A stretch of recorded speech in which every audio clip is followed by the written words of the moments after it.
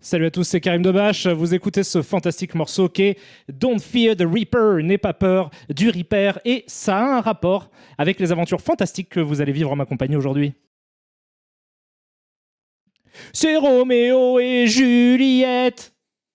Et ils sont super sympas. Et ils sont morts. On va pouvoir voler. Et oui, là, nous dit Blue Oyster Cult, le groupe qui est à l'origine de ce fantastique morceau. N'aie crainte de la faucheuse. Don't fear the Reaper.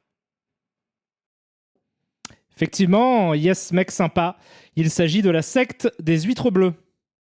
Oui, Chéhu, pour ton plaisir, on regardera la bande-annonce. Je pense que tu parles de Dune 2. Je ne l'ai pas vue non plus, afin de pouvoir la découvrir avec vous. Ah, tais-toi, Blue Oyster Cult, tais-toi. Ils sont insupportables. Tu les laisses jouer un petit peu de la musique et ils s'emballent. Et tu parles et on t'entend plus. Mais oui, Chéhu, on regardera ça ensemble, je pense. J'en suis sûr, en fait. J'ai prévu qu'on le regarde ensemble. Je voulais d'ailleurs voir si t'étais là, afin d'être sûr qu'on puisse le regarder ensemble. Salut Francis15, qui me dit merci pour tes lives de qualité. Vas-tu bientôt jouer, pas jouer, car jouer ça ne veut rien dire, à Metal Gear en VF, qu'on puisse se tirer les oreilles. Écoute, j'y ai pensé, il fut un temps.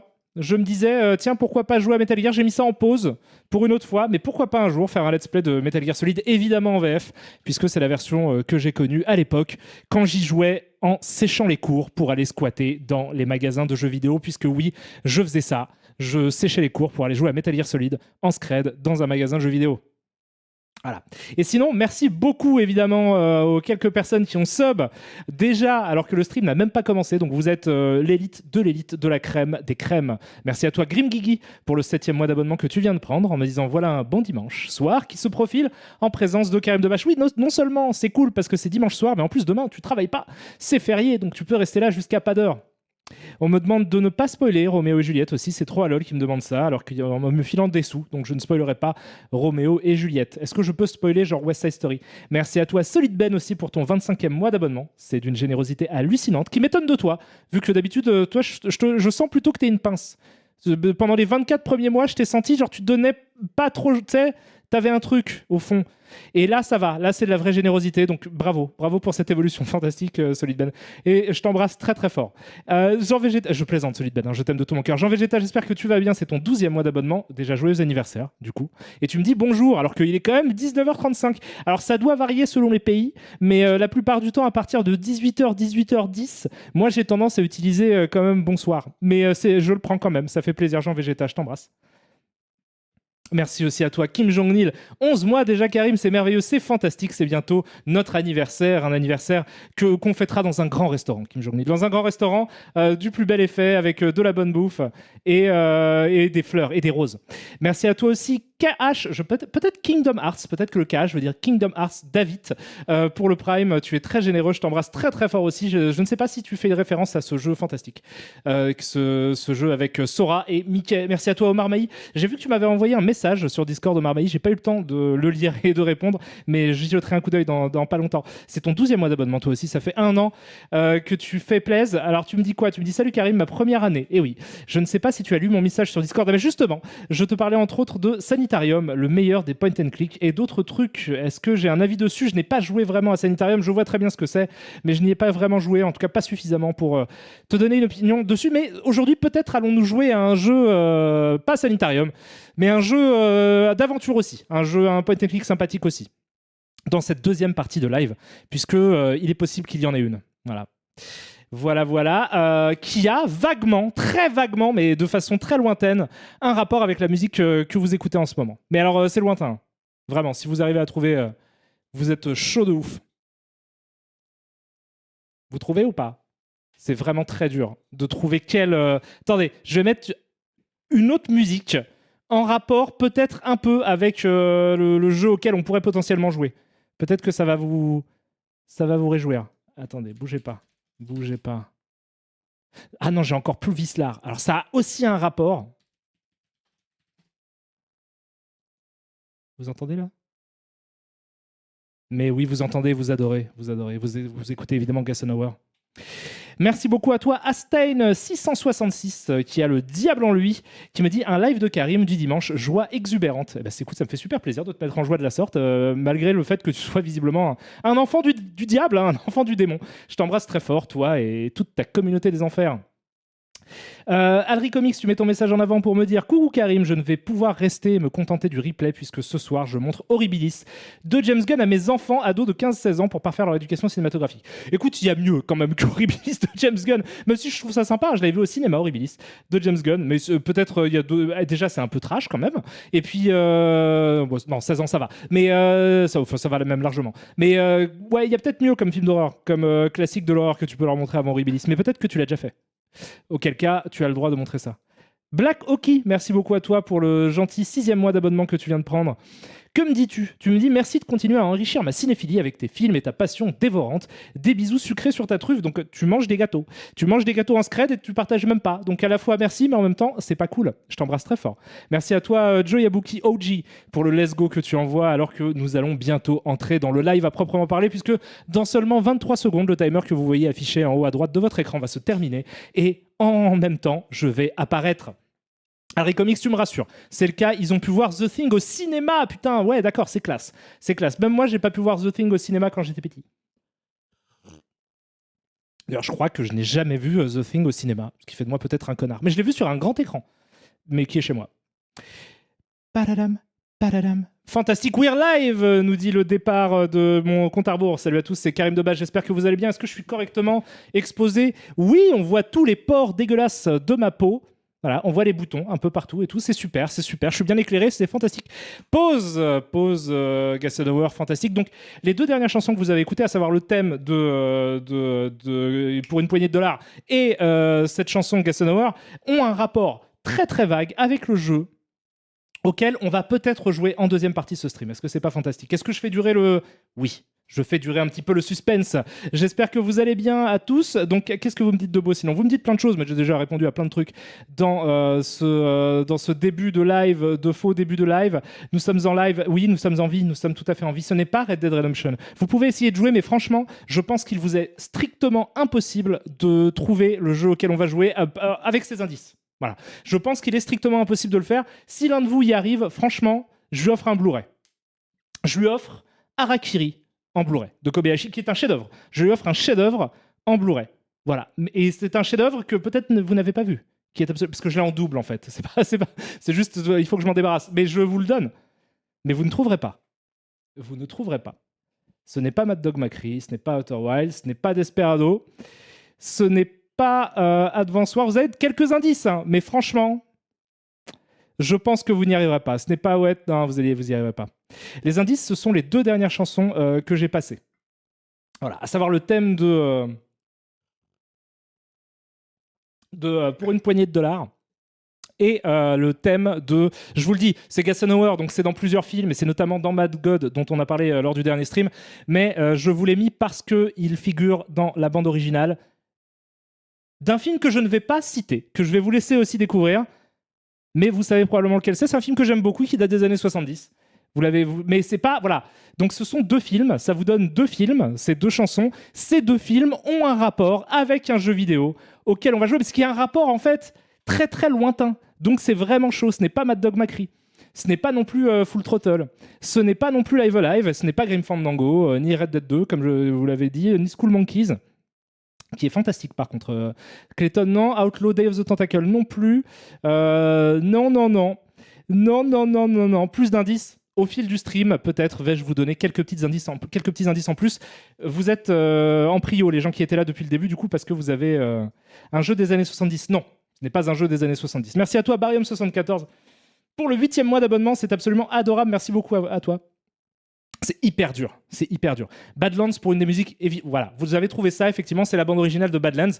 Donc la balade sauvage de Terrence Malick, qui est un très grand film, ma foi, qui est fantastique. Mais il y a un rapport lointain, vraiment, mais très très lointain, quoi. C'est pour ça que je pense que personne n'y arrivera. Scrappy-Doo sur Amiga, non. J'y ai joué en plus il y a peu à Scrappy-Doo sur Amiga, mais non, ce n'est pas ça. Ce n'est pas Amazon Queen, ce n'est pas Mad Max, ce n'est pas Bonsoir Karim. Ce n'est pas tous ces films-là, tous ces chefs-d'œuvre absolus. J'espère que vous allez bien en tout cas. Donc ouais, aujourd'hui, alors en tout cas, ça va être un live normalement en 2 parties. Si jamais j'ai pas le temps, merci beaucoup à toi, Siora, pardon, pour les 10 balles, qui me dit nouveau taf, nouveau salaire, on partage, ça fait plaisir. Je n'ai rien à voir avec ton travail, ni avec le fait que tu l'aies trouvé, mais déjà félicitations à toi, et en plus merci beaucoup. C'est pas Slap and Beans, ce n'est pas FF6 Pixel Remaster, c'est pas Guitar Hero Metallica, c'est pas Ghost of Tsushima, parce que je comprends pourquoi tu dis ça, mais ce n'est pas ça. Elle est dans la fin de Mad God aussi, effectivement, je l'avais dit, elle sert de générique de fin à ce super film que j'espère vous avez été voir au cinéma pour faire plaisir au distributeur français qui prend ce risque de ouf de sortir ce film complètement barré qui est Mad God au cinéma. Voilà. Coucou Karim, on cherche quoi? On cherche un jeu vidéo auquel je vais jouer normalement, si tout se passe bien, en deuxième partie de ce live. Ce jeu a un rapport extrêmement lointain avec 2 films dont vous avez écouté la bande originale lors du début de ce live. À savoir, je peux vous dire directement les 2 films, mais c'est Pour une poignée de dollars et La balade sauvage. Voilà. Donc, en attendant que vous trouviez, de toute façon, vous trouverez pas les gars. Je peux vous dire que donc la première partie de ce live ne sera pas consacrée à un jeu vidéo, elle sera consacrée à mon petit péché gourmand, à ma petite passion, qu'est le cinéma. Ce n'est pas Wild West.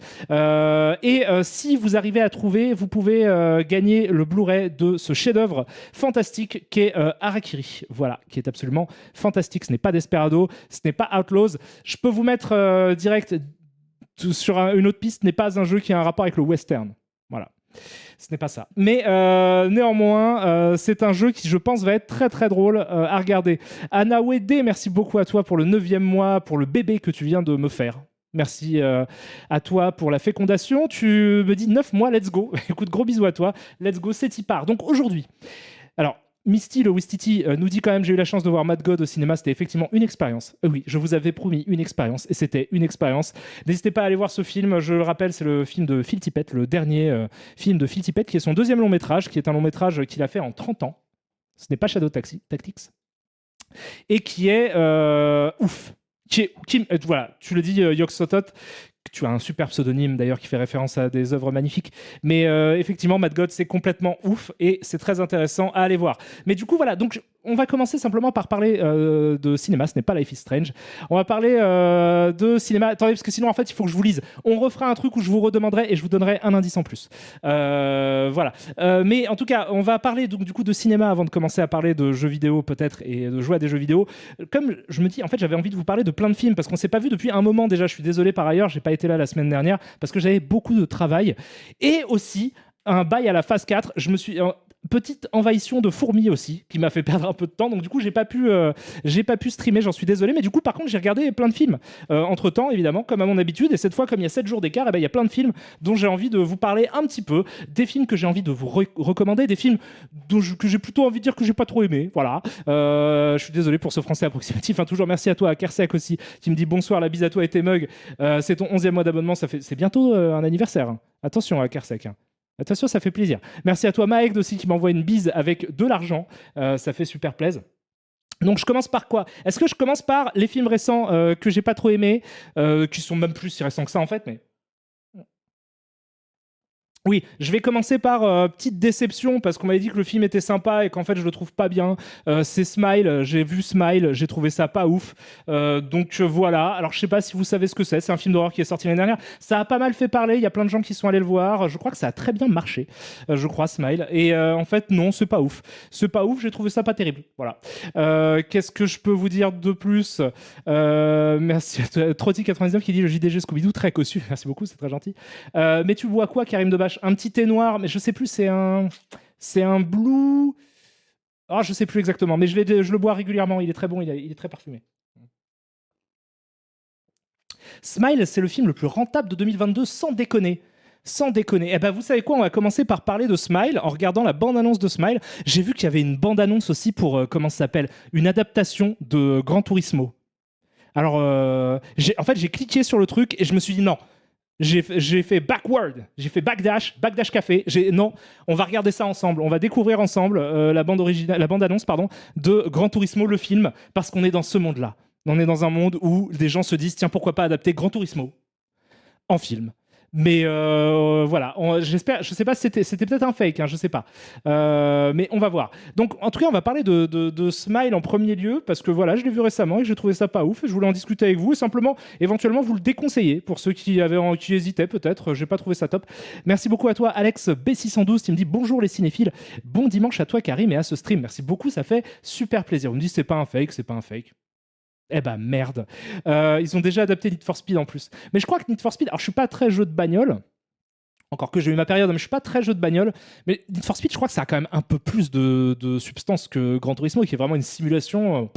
Alors je sais pas, après, vas-y, je suis ouvert à tout. Hein. Là, au point où j'en suis, moi depuis que j'ai vu Morbius, c'est bon, ça peut pas être pire. Donc vas-y, mais bon. C'est une adaptation inspirée d'une histoire vraie d'un pilote qui a commencé à jouer en jouant à Gran Turismo et qui a fait leur académie de pilote. Ah, d'accord. Donc comme Tetris, qui du coup parle de l'invention de Tetris. D'accord, j'entends, je capte ce que vous me dites. Donc tout ça pour dire que déjà je vous aime très fort.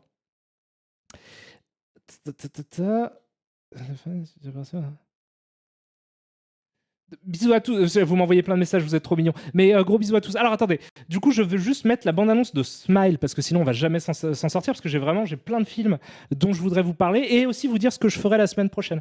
Alors je vais faire Smile trailer 2022, hop, et là si je fais bim balabim, bim balaboum boum, voilà, vous avez donc cette bande-annonce de ce film qui est un film d'horreur. Alors peut-être je l'ai pas aimé parce que j'ai pas vu le court-métrage dont c'est tiré, parce que c'est tiré d'un court-métrage. C'est un truc assez commun, c'est tu fais un court-métrage et donc il y a une boîte de prod qui toque à ta porte pour te dire tiens, adapte-la, ça va pas coûter très cher de toute façon. Et ça a donné ça. Donc Smile, c'est un film d'horreur avec des gens qui sourient. Pourquoi sourit-il? Comment sourit-il? Qui sont-ils? D'où viennent-ils? Formidable sourire des temps nouveaux. Donc je vous mets la bande-annonce et puis on en discute.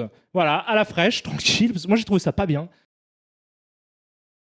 Donc film qui a cartonné un peu au cinéma, quoi, qui a vraiment très très bien marché, pour des raisons que je m'explique peu, mais alors après bon, c'est peut-être moi, donc je vais essayer d'expliquer ce qui fait que moi je trouve que ce film il est vraiment pas ouf et que je comprends pas l'engouement qu'il y a autour de ça.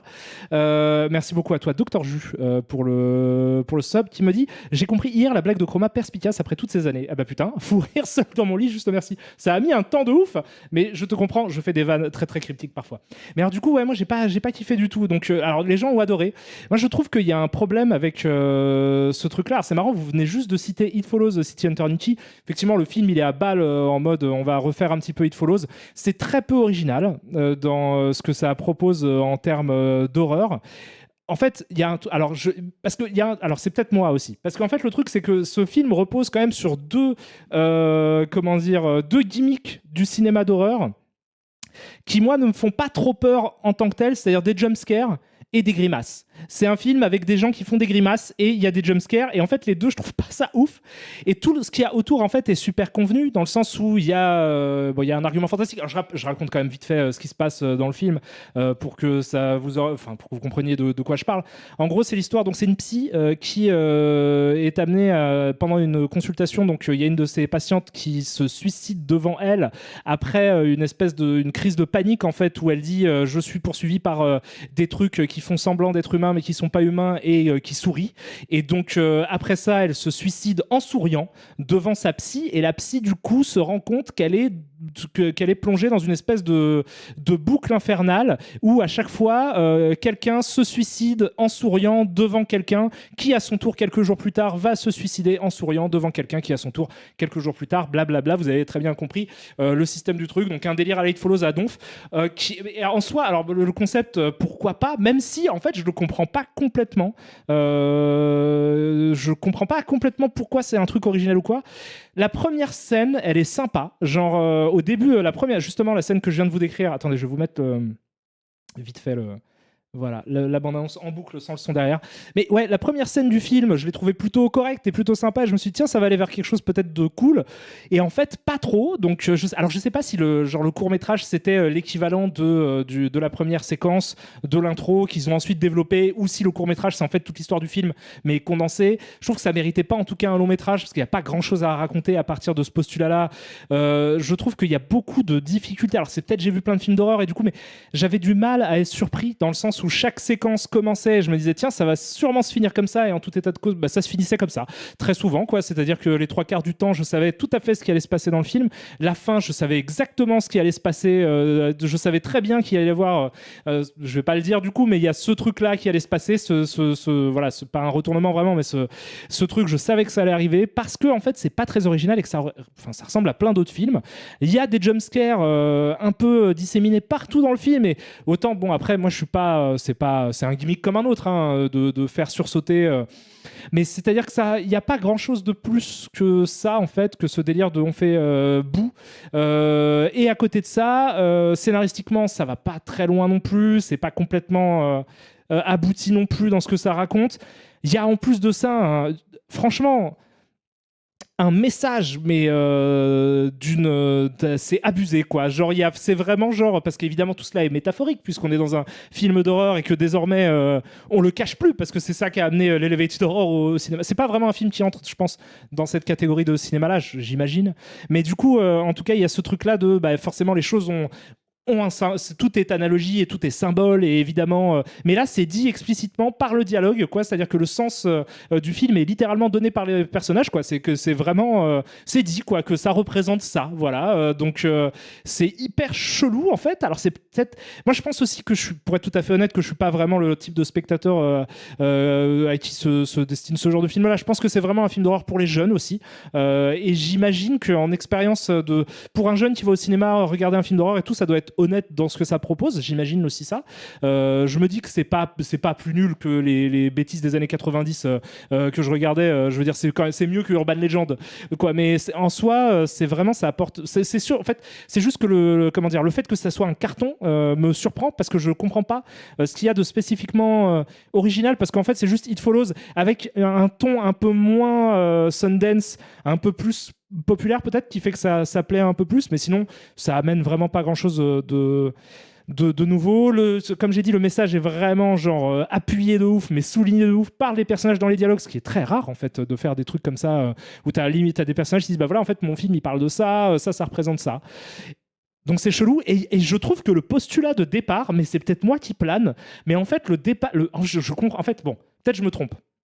J'ai eu l'impression que l'argument, original du film, c'est de dire on va faire peur avec quelque chose de rassurant qui est le sourire. C'est-à-dire qu'on va prendre genre un sourire qui est un témoignage de sympathie, de machin, et on va transformer ça en truc flippant, au même titre que quand tu fais, je sais pas, tu fais ça, tu te dis on va prendre les clowns et on va les transformer en truc flippant, ou on va prendre les génies, on les transforme en truc flippant, c'est Wishmaster, le roi de la tarte, le roi de la quiche. Mais ok, je comprends qu'il y a ça qui veut être dit par le film, je comprends que c'est l'argument qu'on essaie de nous vendre, mais je comprends pas pourquoi, parce que je trouve que parce que c'est pas vrai. Parce que je trouve qu'en fait les sourires, c'est quelque chose de très facilement flippant, et en fait je trouve que vraiment dans l'histoire du cinéma et du cinéma d'horreur, le sourire est très souvent utilisé comme un élément flippant. Donc je sais pas si c'est un argument que moi seul j'ai ressenti, peut-être que au contraire non, ils prennent un truc très facile justement pour mais j'ai l'impression qu'il y a cette idée là du film qui va vous dire tiens, je vais vous faire flipper avec un truc, d'habitude ça vous fait pas peur, mais tu fais mais en fait si, un sourire c'est flippant dans quasiment toutes les situations, sauf quand il y a une raison de sourire. C'est-à-dire que si tu prends quelqu'un qui sourit et que tu le décales, tu le décontextualises de la raison pour laquelle il sourit, c'est immédiatement tout le temps flippant. C'est flippant depuis littéralement le début du cinéma, genre avec The Man Who Laughs. C'est flippant dans tous les films de Stanley Kubrick, c'est flippant tout le temps. Donc pour moi, c'est pas un truc vraiment genre ah tiens, t'as vu, on a réussi à te faire flipper avec un truc qui t'a toujours fait flipper dans tous les films du monde. Donc je dis à ce truc là en fait aussi qui fait que du coup le film, pendant tout le film, je disais bon, et en fait le truc que je me suis dit c'est justement, c'est très facilement flippant de faire sourire un personnage. Si c'est décalé un petit peu, c'est forcément flippant. Et je trouve que ça fait pas trop flipper. Et je trouve que voir ces personnages-là sourire, et je pense on le voit un peu dans la bande-annonce, regardez bien la gueule des personnages qui sourient. Je ne sais pas si c'est parce qu'ils sont filmés de la façon dont ils sont filmés, je ne sais pas si c'est parce que les acteurs sont peut-être pas au top de ouf, je ne sais pas, mais je les trouve pas très flippants, en fait, les sourires, à l'exception de cette tête-là qui se retourne, mais c'est parce que la tête se retourne, et il ferait la gueule, ce serait pareil. Sauf peut-être elle, la première, effectivement. Mais sinon, là, vous voyez, tous ces sourires sont pas très flippants. Ils sont moins flippants que le sourire de Baleine dans Full Metal Jacket ou de plein d'autres trucs, en fait. Et du coup, ça, voilà, j'ai jamais eu vraiment peur. J'ai jamais été spécialement surpris. J'ai jamais trouvé ça très novateur et tout. Ceci étant dit, je tempère mon propos en disant que c'est un premier long métrage aussi du mec qui avait donc fait un court métrage que je n'ai pas vu et qui est peut-être très sympathique aussi. Et que donc, j'imagine qu'il y en a plus sous le coude que ça, et je regarderai ses prochains films. Mais c'était pas. Et il y a aussi un truc. C'est comme je dis, la première scène est plutôt cool, mais en fait, genre le premier quart d'heure, il est vraiment filmé de façon un petit peu léchée et tout. Et j'ai l'impression qu'après, il oublie cette espèce de... Le reste du film, vachement moins. Je sais pas si vous l'avez ressenti aussi. Je trouve le début du film est filmé avec beaucoup plus de. J'allais dire plus de soins, mais en fait, c'est un peu plus clinquant. Je veux dire, avec des effets, il y a plus d'effets de mise en scène.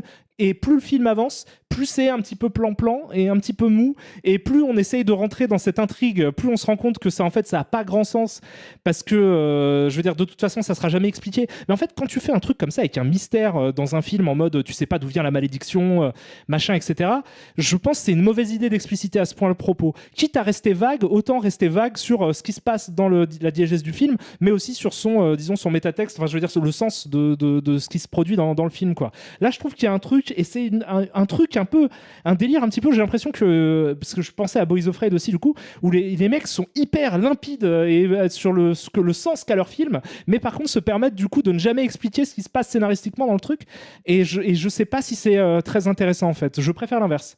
Je préfère comprendre à peu près ce qui se passe dans la narration et qu'il y ait un sens un petit peu que nécessairement je dois le creuser, quoi. Je sais pas. Après, c'est peut-être juste une question de goût, je sais pas. Bon, par curiosité, vous pouvez mater Smile, mais moi j'ai trouvé ça très décevant, surtout par rapport au fait que les gens me disaient, bah ça c'est honnête, et puis ça cartonne, et puis machin, c'est un film d'horreur sympa.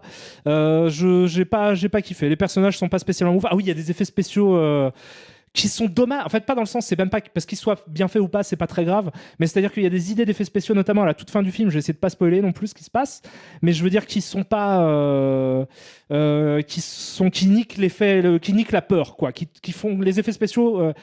Et l'idée en fait de ce qui se passe dans cette séquence un peu vers la fin du film, quoi, je trouve que ça nique l'effet un peu flippant du truc, et que ça c'est un peu dommage. Et puis ça bouffe à tous les, enfin ça va voler un petit peu à gauche à droite dans le cinéma d'horreur, c'est-à-dire que ça fait du It Follows, ça fait du Drag Me to Hell, ça fait du tout ce que tu veux, ça fait le monstre, il est je vous ai un peu spoilé, il y a une créature, il y a un truc un peu surnaturel qu'on voit à un moment. C'est pas que des gens qui sourient. Je vous dis pas dans quel contexte ou quoi, mais il y a un truc un peu il y a une créature, il y a un truc qui existe. Et vas-y, le design, tu l'as déjà vu 1000 fois aussi, quoi. Et je vais même pas dire d'où il est tiré pour pas vous spoiler sa gueule, mais c'est genre tu l'as déjà vu 450 fois. Je sais pas, j'ai pas trouvé ça ni original ni très intéressant. Voilà. Tu conseillerais quoi dans ce sous-genre d'horreur en récent? Oh, je sais pas trop. Les films d'horreur récents, moi, j'ai beaucoup de mal à être convaincu.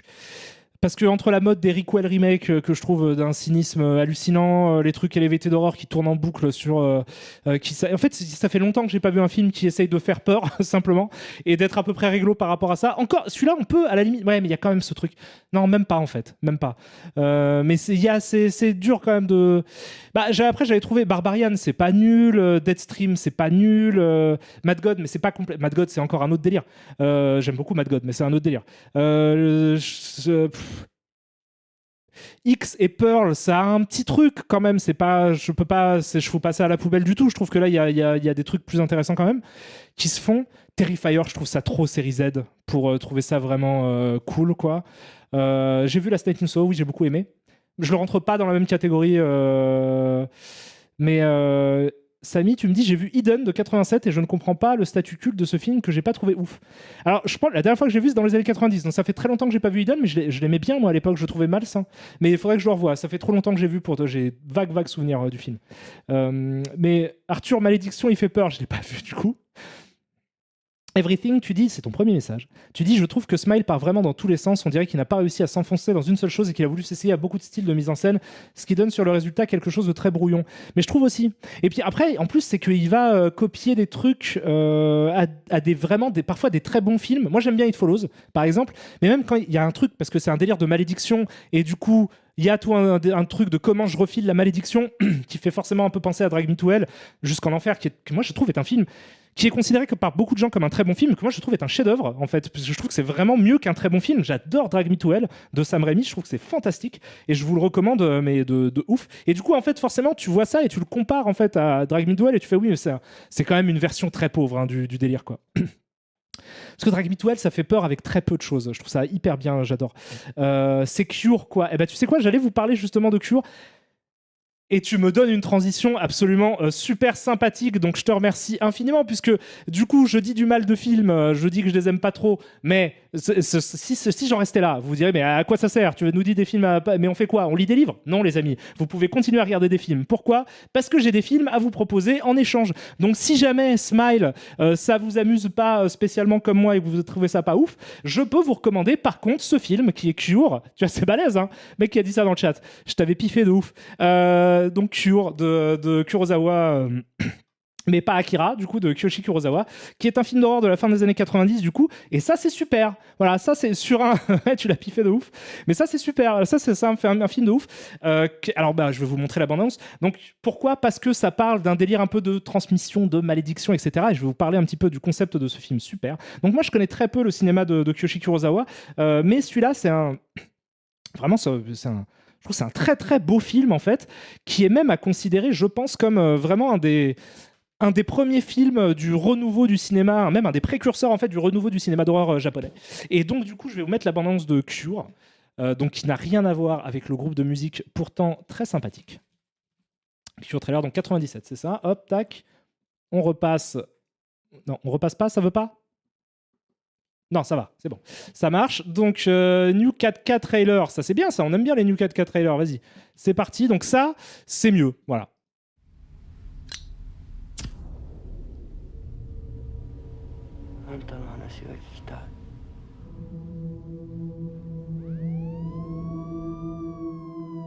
Kei-san,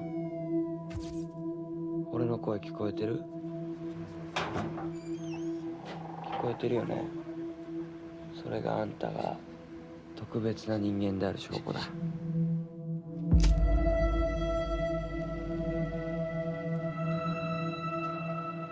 単に人を殺すだけならここまでやる必要はないでしょうから。なぜあんな殺し方したんですか？誰かから聞いたとか？催眠暗示か？可能性あるか？犯罪はいつも特別な意味があるように見える。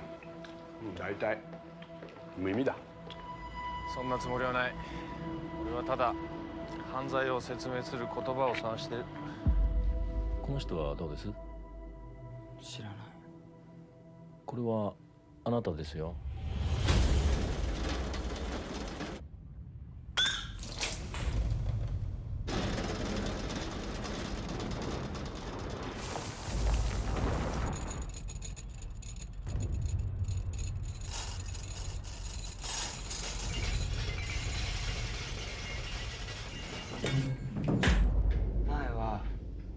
中にあったものは今全部外にある。その代わり俺自身は空っぽになった。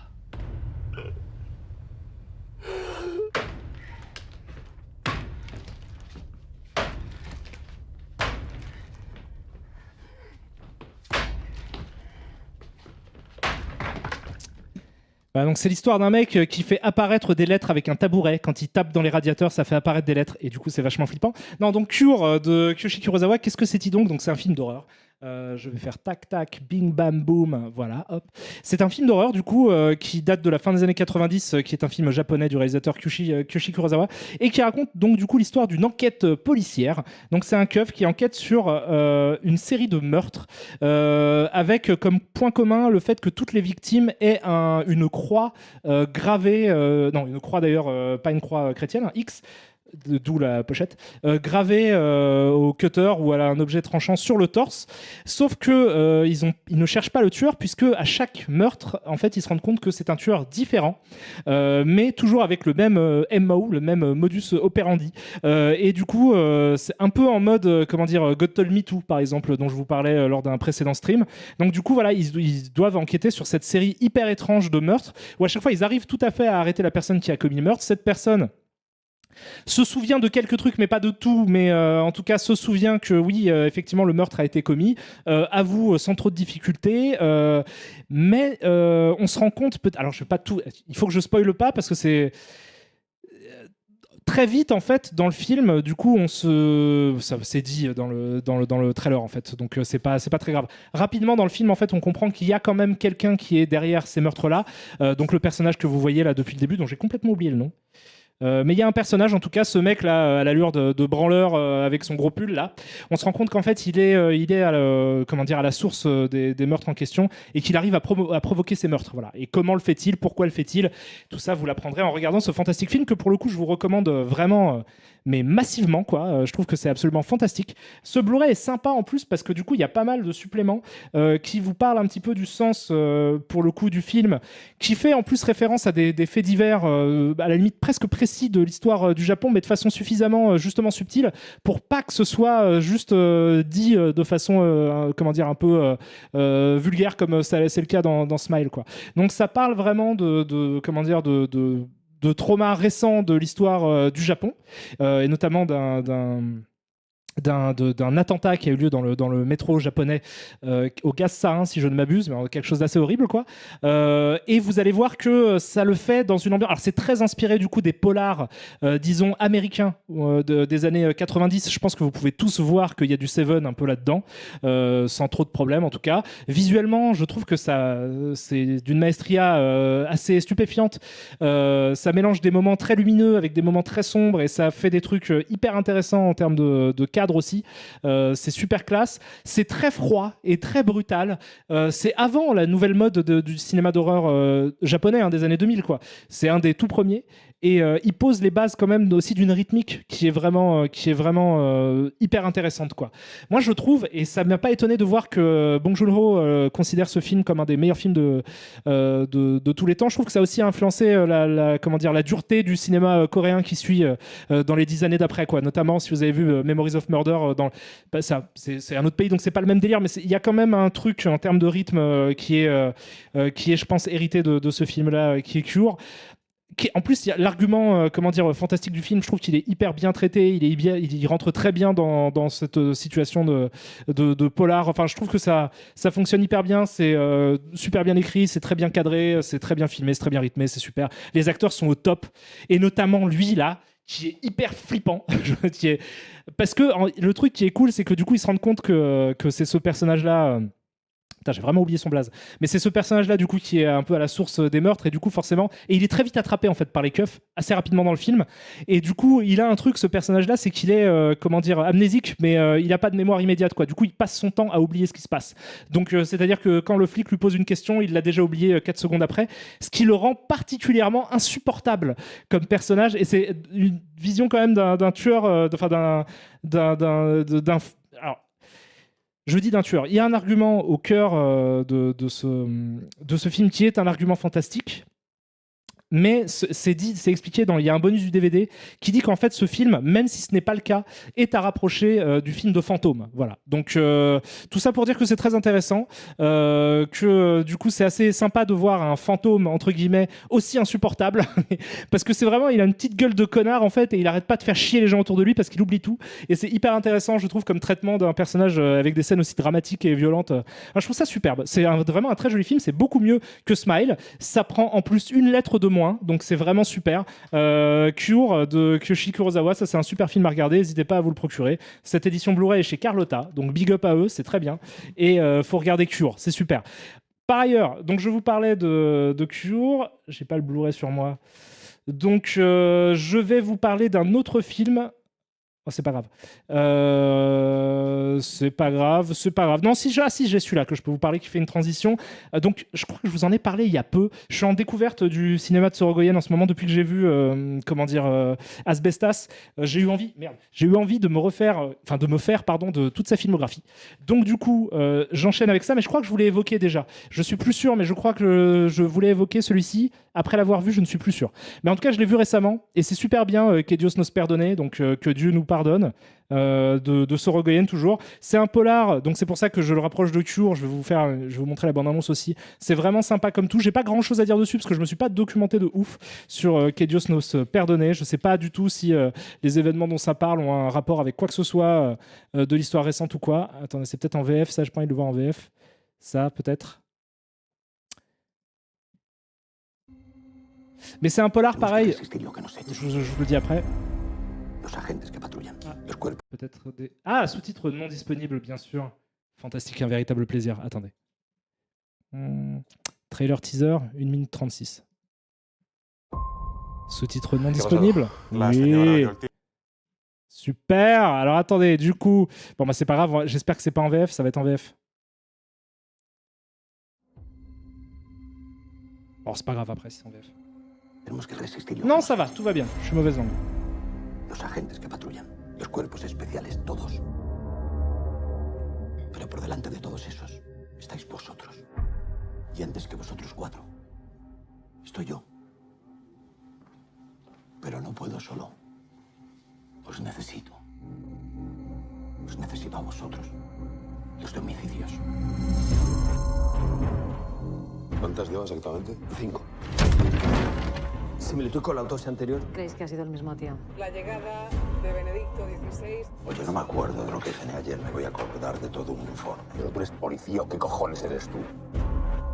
Padre Maggi, el inspector Velarde. Es grave. Con la visita del Santo Papa no nos podemos permitir una cosa como esta.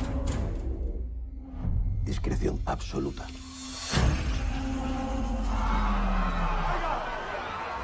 ¡Policía! ¡Todos al rico! ¡Vamos!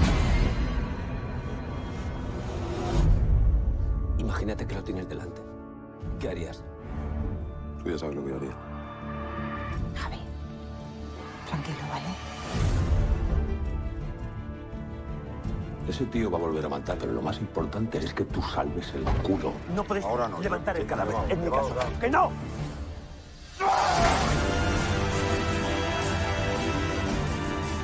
Tiene que haber un registro. Hazlo bien, ¿eh? ¿Y qué estudian?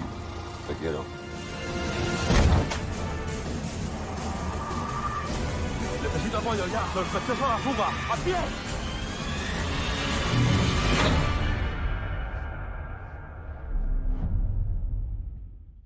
Donc voilà, super sympa. C'est un film du coup de Sorogoyen qui avait fait Asbestas. On m'a demandé dans le chat ce que je pensais de Asbestas. En fait, j'en ai déjà parlé en stream, puis un peu longuement, donc je vais pas revenir dessus, mais j'ai trouvé ça très très bien. J'ai beaucoup aimé Asbestas. J'ai trouvé ça super cool. Et Que Dios nos perdone également, je trouve ça super cool. C'est évidemment pareil, donc c'est pour ça que je vous le montre après Cure, très inspiré, je pense, du cinéma, disons des polars, un peu des thrillers des années 90 et de tous ces films, pas des buddy movies, mais de tous ces thrillers avec deux flics qui sont à la recherche d'un tueur en série. En l'occurrence là, un mec, je crois que c'est à Madrid, je sais plus, mais un mec qui tue, en tout cas qui tue des petites vieilles. Donc un tueur de petites vieilles, et du coup c'est deux flics qui sont plus ou moins sur l'enquête, et c'est donc c'est assez convenu dans ce que ça, dans le setup de base, quoi. Ça va être aussi, ça va reprendre cette idée des keufs qui s'impliquent tellement dans comment dire, l'enquête à laquelle ils participent, qui commence du coup à vraiment se perdre humainement dedans. Ça, c'est un gimmick aussi qui revient beaucoup. Mais c'est hyper intéressant dans la façon dont les personnages sont traités, parce qu'ils évoluent tous dans des zones morales de gris, quoi. Il y en a aucun qui est vraiment complètement tout blanc. Et ça, c'est super intéressant parce que t'arrives quand même à t'attacher aux personnages. Il y a des super acteurs aussi. Allez, franchement, il y a un casting de malade. Mais déjà, le mec là qui joue un des deux frères dans Asbestas, là, il joue un keuf aussi. Pas un des principaux, mais il joue un keuf aussi. Je le trouve incroyable, cet acteur.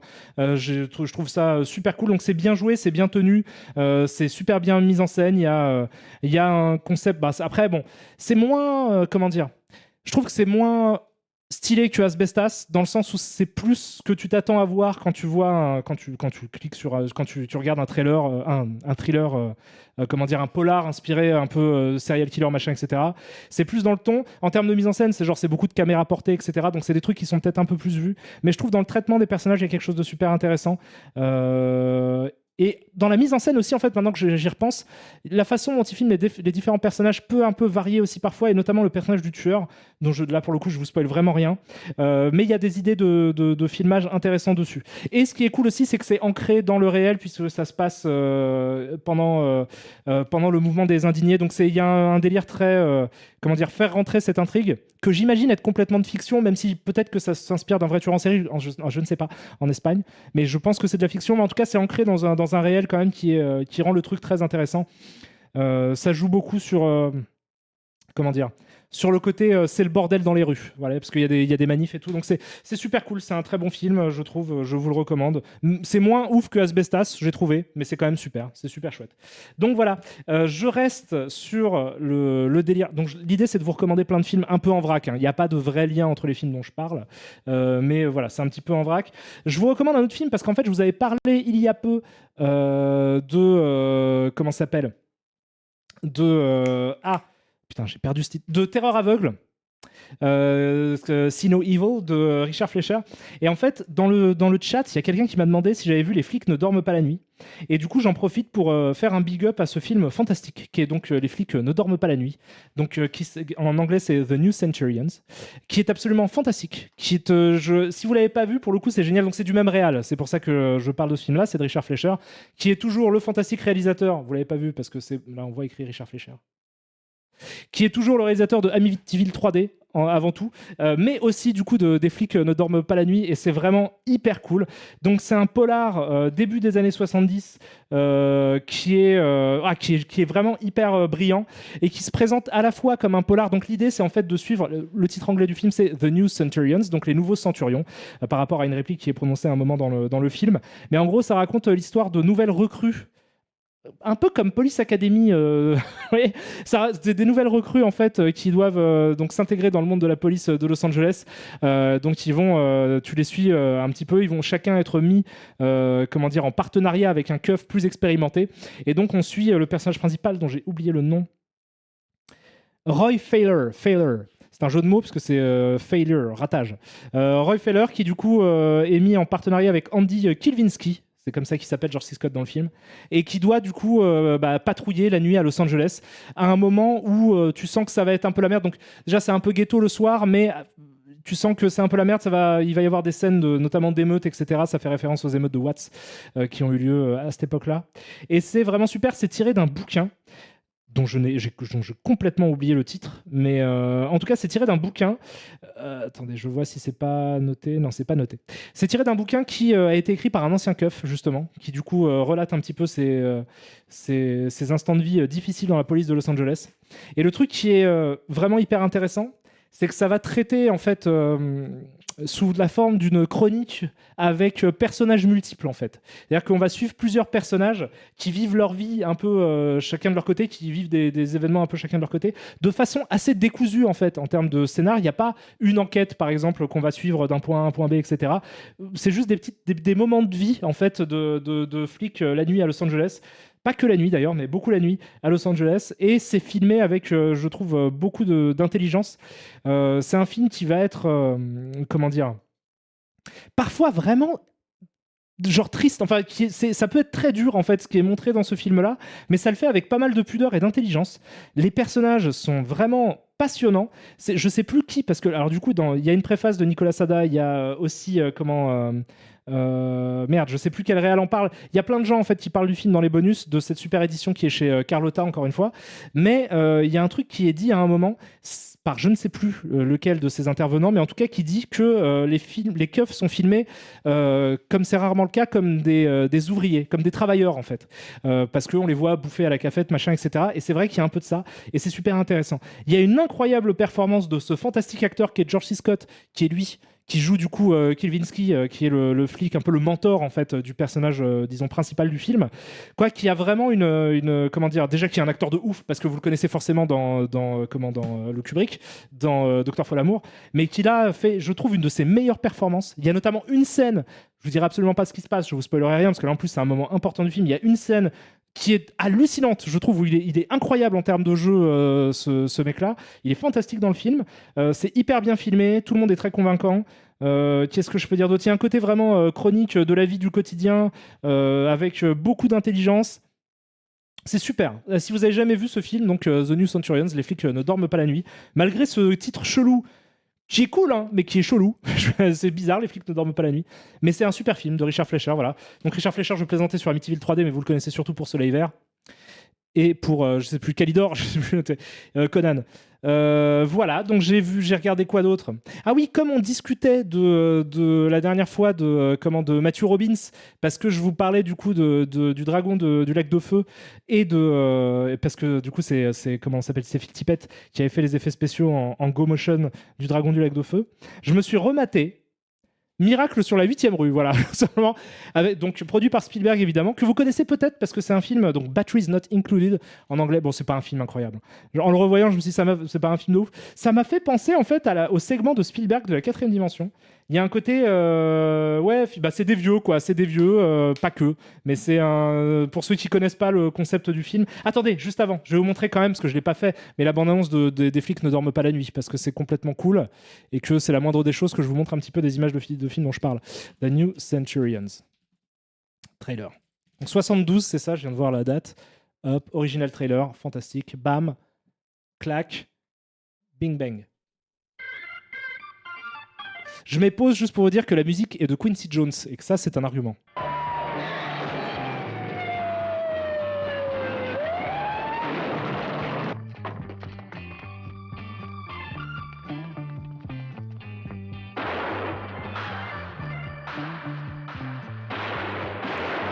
Tu n'avais pas vu la bande-annonce, mais elle a une super ambiance. Treat everybody the same, white, black, brown. Be civil to everyone, courteous to nobody. We're supposed to use equal force, you know? Right? Well, rule 2 of Kovinsky's law is if a dude uses his fist, you use your stick. If he uses a knife, you use your gun. Cancel his ticket right then and there. Everything else... Attendez, pardon, je vais vous mettre les sous-titres parce que c'est peut-être un peu plus cool quand même. Surtout que maintenant, on peut se permettre de mettre des sous-titres. Hop, tac, français. Fails, hit him with a brick, anything you can get your hands on.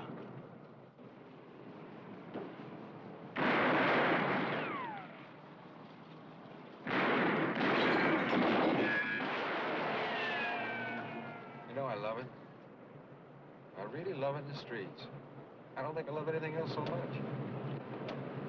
I know.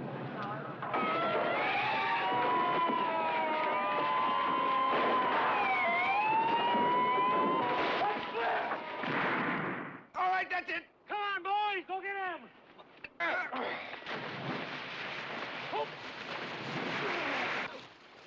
I got him! Kovinsky's got soul. He get us some scotch and milk. We ask him pretty. You got soul, ain't you, Mr. Kovinsky? Baby, I got more soul than I can control.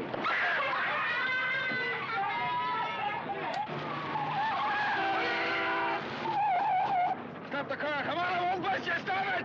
What are you doing, you idiot? Cette scène, elle est hyper chelou. Crazy! Get off the car! Stop!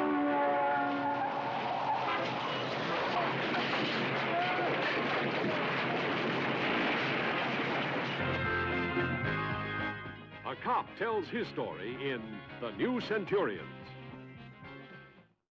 C'est assez amusant parce que le côté un peu presque racoleur des bandes annonces existait déjà à l'époque parce que du coup vous avez vu une scène qui en fait est complètement anecdotique dans le film, qui est une scène qui en plus est un peu en rupture de ton par rapport au reste du film en fait, qui est celle où du coup vous voyez il s'accroche en fait à la bagnole d'une meuf qui part, qui s'enfuit en fait, et du coup il s'accroche à la bagnole et tout ça, et en fait le film c'est pas dans ce ton là, c'est vraiment plus de l'ordre de la chronique, pas Altman mais genre quand même enfin vous voyez c'est des bouts de vie de gens quoi, c'est pas des trucs d'action de keuf. Il y a un peu ça dans certaines scènes du film, mais c'est pas vraiment le... Et pourtant, il y a une emphase quand même dans la bande-annonce, même si elle est rythmée comme un film des années 70, hein, quand même, sur les scènes d'action, qui sont vraiment pas le cœur du film. New Centurion, c'est pas un gros film d'action de keuf, mais par contre, c'est un film absolument à voir. Si vous aimez les films policiers des années 70, c'est vraiment... Il y a une super ambiance, il y a un super délire, c'est hyper bien fait, la lumière est trop cool.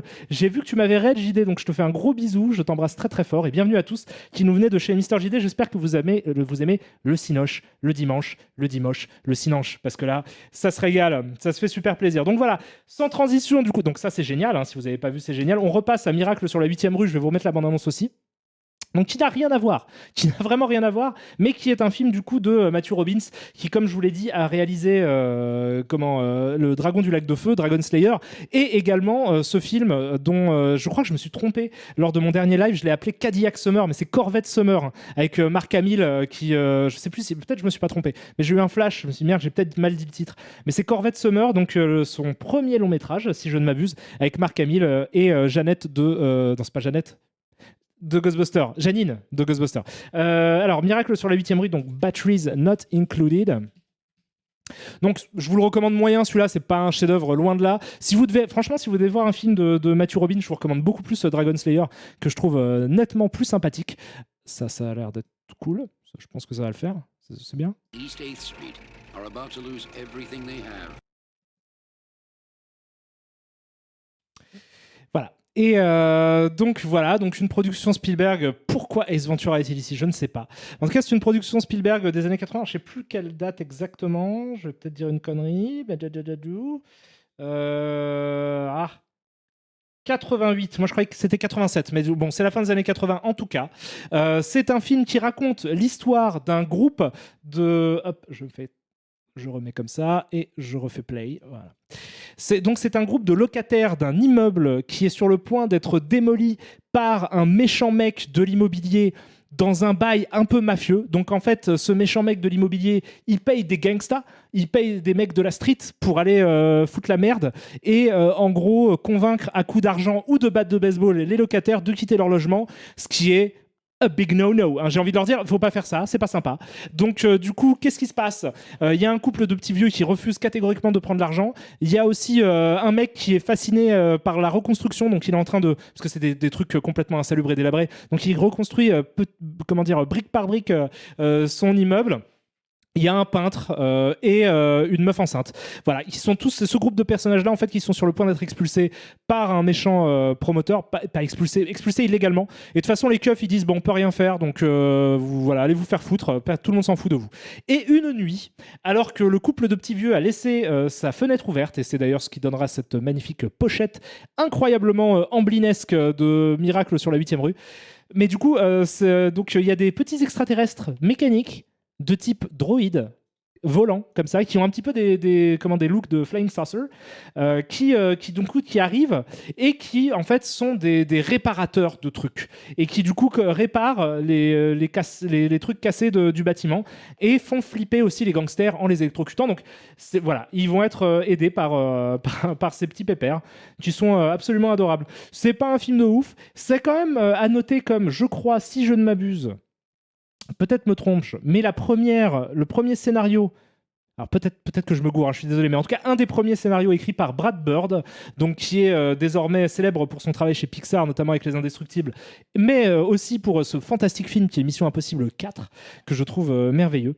Voilà, la musique c'est James Horner, et je crois, si je me gourre pas, que l'histoire aussi est de Mick Garris. Voilà.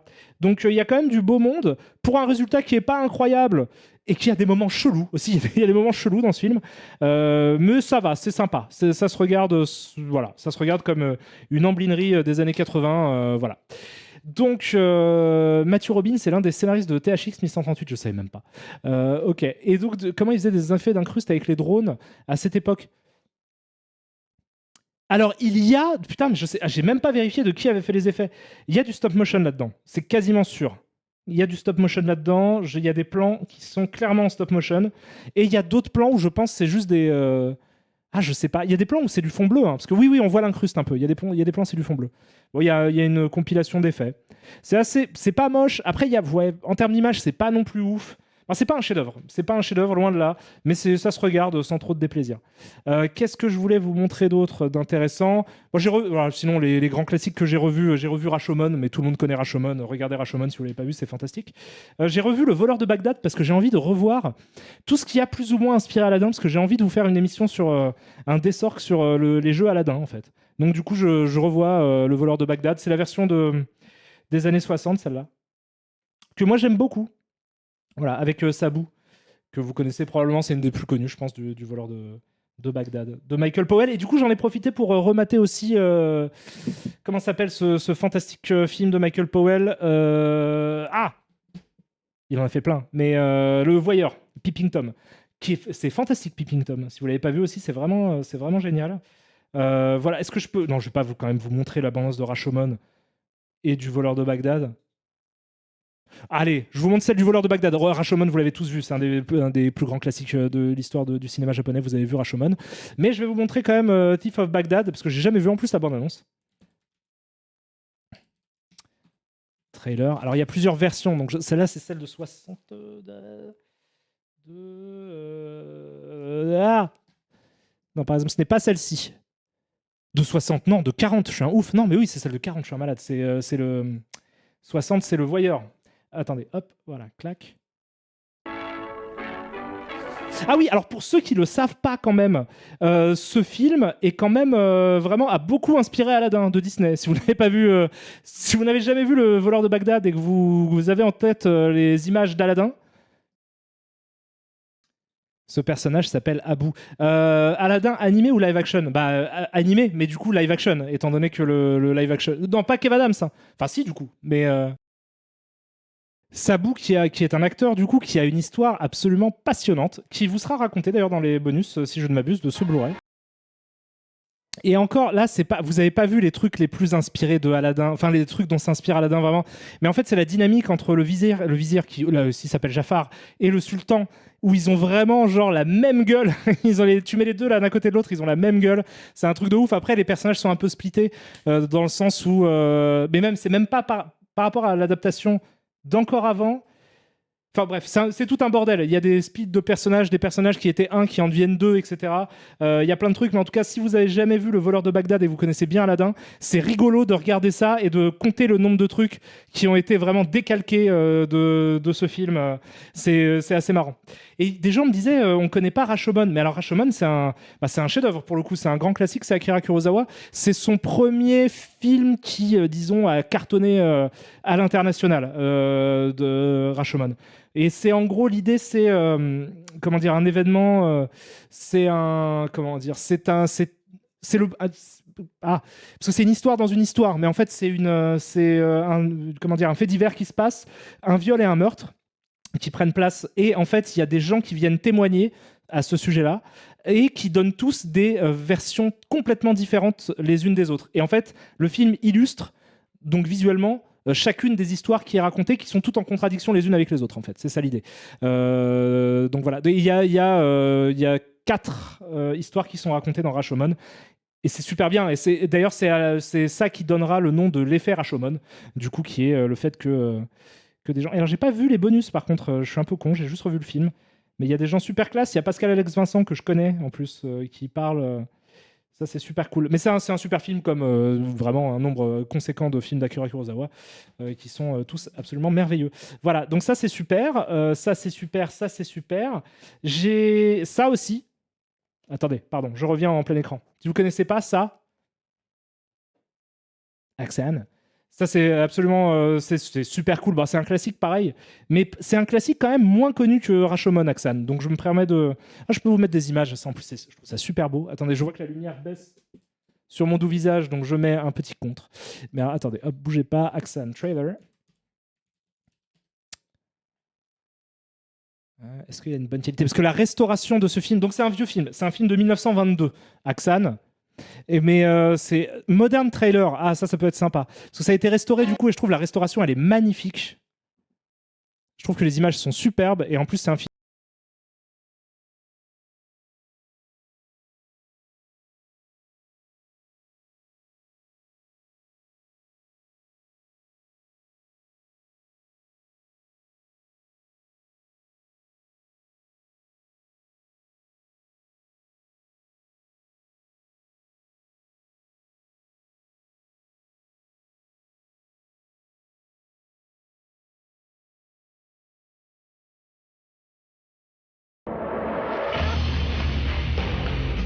Ah ouais, d'accord, Modern Trailer, quoi.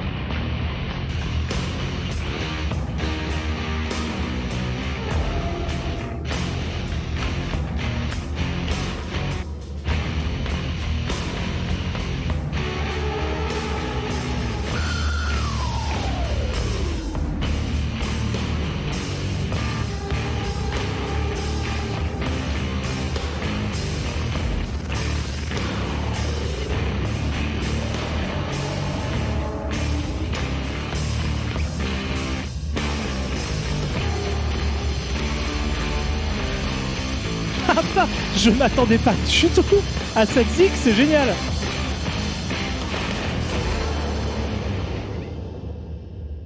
Yes, bah mortel, vas-y, super. C'est hyper cool. Alors je sais pas si c'est un truc officiel qu'ils ont vraiment fait.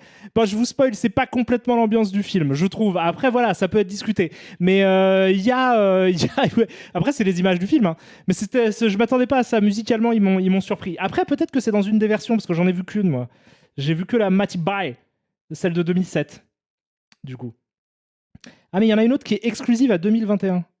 Parce que comme beaucoup de films muets, évidemment, vous avez plusieurs accompagnements musicaux sur le film. Parce que c'est un film muet, du coup. Suédois. Attendez. Hop. Je vous le mets en boucle. Vous avez kiffé. Et c'est des images vraiment magnifiques. Et franchement, la restauration, le taf qu'ils ont fait, alors je sais même pas qui. Donc c'est sorti, en France, c'est sorti chez Potemkin. Mais je sais pas qui a fait cette restauration. Je sais pas si c'est l'œuvre de Potemkin ou s'ils l'ont récupéré, disons, d'un éditeur ricain ou quoi, j'en sais rien. Mais en gros, bon, c'est un film donc, de Benjamin Christensen. Donc, c'est un film suédois. Je crois que je me demande si c'est pas genre tourné au Danemark ou un truc comme ça, mais en tout cas, je crois que c'est suédois. C'est considéré comme un film suédois. Et c'est du coup un documentaire, un docu-fiction sur, vous le voyez écrit ici, là, la sorcellerie à travers les âges. Donc le thème, c'est la sorcellerie. Et ça agit aussi comme un film d'horreur extrêmement efficace, quoi. Au-delà du côté un peu documentaire, parce que c'est présenté presque comme un essai vidéo, un peu comme finalement ce qui peut être potentiellement fait sur YouTube, très en avance, du coup, sur son temps. Mais l'idée, c'est vraiment le réalisateur se présente dès le départ comme le narrateur de ce qu'il va raconter, quoi. Et donc il dit bah voilà, donc on fait un petit récap. Donc il fait un récap de l'histoire de la sorcellerie, des sorciers, du diable, etc., comment on représentait les démons par le passé. Et ensuite il fait un espèce de déroulé de plusieurs histoires, en fait, de plusieurs personnages de fiction qui va suivre pour illustrer ce que c'était. Enfin, comment on traitait la sorcellerie ou les gens qui étaient considérés comme des sorcières, donc au 15e siècle, je sais plus, mais en tout cas, si je crois que c'est au 15e siècle, par là. Voilà. Et ce n'est c'est hyper intéressant parce que c'est un film qui, du coup, comment dire, vous montre. C'est un film qui est pas du tout, qui évidemment, c'est 1922, donc du coup, comment dire, c'est un commentaire sur la façon dont l'Inquisition. C'est un commentaire bien sûr critique sur la façon dont l'Inquisition traitait les dits sorciers ou sorcières. Et évidemment, ça explique de façon d'ailleurs extrêmement littérale le message et le but du film, hein, à la Smile, j'ai envie de dire, mais là c'est un essai vidéo, donc ça fonctionne. Donc le réalisateur dit en gros, voilà, c'était n'importe quoi, hein, de tuer des gens pour ça, évidemment. Mais en même temps, le truc qui est intéressant, c'est que du coup, ça met en scène les récits que l'Inquisition forçait, comment dire, les confessions forcées des sorcières, du coup. Donc ça met ça en scène. Et ça le fait avec des images, je sais pas si vous vous rendez bien compte de ce que vous voyez, mais je trouve ça absolument sublime visuellement, quoi. C'est absolument... c'est du highly elevated horror. C'est effectivement c'est du Jordan Peele bien avant l'heure. C'est 1909, parce qu'en plus, toute la dernière partie du film, sans vous spoiler, revient à une époque contemporaine, donc vous présente aussi, met en parallèle justement la façon dont on considérait les hérétiques au Moyen-Âge et la façon dont on considère aujourd'hui les problèmes psychiatriques des gens. Donc c'est hyper intéressant, c'est d'une beauté visuelle, mais stupéfiante, quoi, je trouve. Là, je l'ai regardé en plus sur mon Projo, du coup, dans une super copie, parce que la restauration des images, elle déboîte. Donc c'est magnifique, Axan. Si vous avez l'occasion, c'est vraiment un grand classique, c'est considéré comme un grand classique de l'horreur, mais finalement qui est peut-être pas si connu que ça. En tout cas, si vous connaissez pas Rashomon, c'est sûr que vous connaissez pas Axan, donc je vous recommande vraiment de checker ce film. C'est chez Potemkin, n'hésitez pas à acheter le Blu-ray, ça vaut le coup, parce que du coup, vous avez 3 versions différentes. C'est ça, hein, je dis pas de conneries, j'en ai vu qu'une. Hein. Il y a des durées différentes, évidemment. Il y a le Esoteric Cut, par exemple. Il y a une version qui est narrée par William Burroughs, voilà, qui dure 76 minutes. Il y a plein de choses. Et je crois qu'il y a un commentaire audio, voilà, que j'ai jamais écouté, je le ferai probablement, de Colette Arnoult, donc qui est professeur de philosophie et qui est auteur d'un livre qui s'appelle Histoire de la sorcellerie. Donc j'imagine qu'elle sait tout à fait de quoi elle parle. En tout cas, c'est passionnant, Axan. Voilà, c'est super cool. Donc ça, c'était pour les films, en gros, que je voulais vous présenter. Après, j'ai revu d'autres trucs, mais peut-être je vous en parlerai un peu plus tard. J'ai maté, comment ? Je vais oublier le titre. Kwaidan.